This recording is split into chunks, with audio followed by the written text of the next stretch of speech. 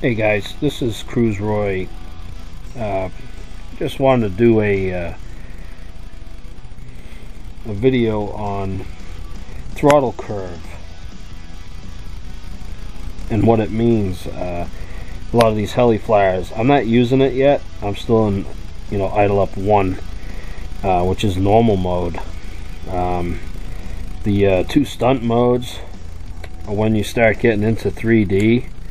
I mean, every radio is different. This is Turnigy 9X. This is the idle up switch here. You have 1, 2, and 3.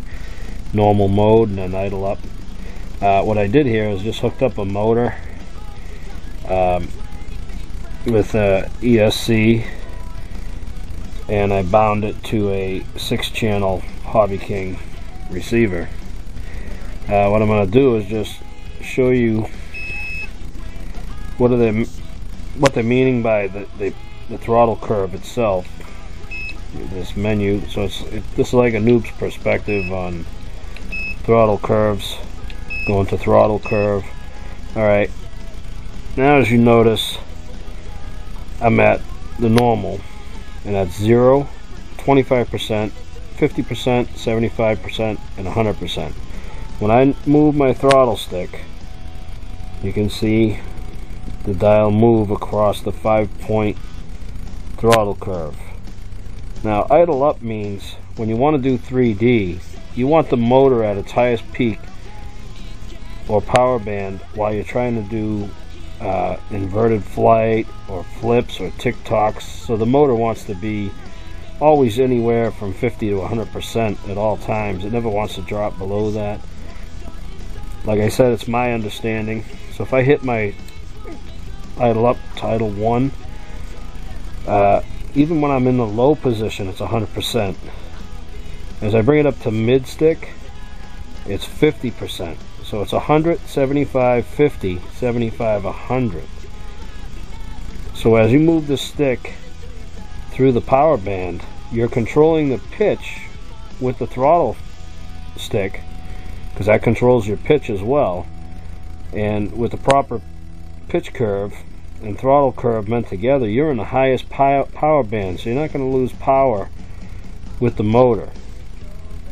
But I haven't gotten into that yet with my helis. I'm just flying in normal mode. But I wanted to show you something, why it's very dangerous to turn your radio on and you got the stick in the low position if you don't watch your stick controls here. I'm going to plug it in for a minute.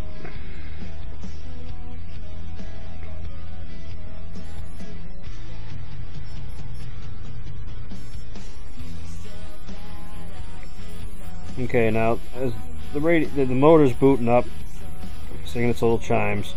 Normal mode is when you're trying to fly, you got your ESC programmed for the lowest point, so you don't have full throttle at stick. But as I start to move the stick up, you can see my gauge move and the motor speed up all the way to 100%. Get in trouble, slap it down. And that's why also we set up our emergency shutoff, motor shutoff, because if you get in a bind, let's say you're on high speed. Oh, I got a problem. Hit the switch, the motor goes off. Just like that. Bring the stick back down, and you can do an auto rotation. Alright. Also, I want to show you that the reason most people say you don't want to be hitting your idle up switch at low, because it's going to change that and go right to 50%. Normally you should be at hover. That's your hover speed. Then you could hit your idle up switch. And now, like I'm saying, no matter where you move this stick, you're going to go to 100%, back to 50, and even in low you're 100%. That's so you got your motor at peak performance to do your 3D. Back to normal mode. Now I can bring the motor right back down. Alright, that's my understanding of throttle curve. If anybody's got any pointers, let me know.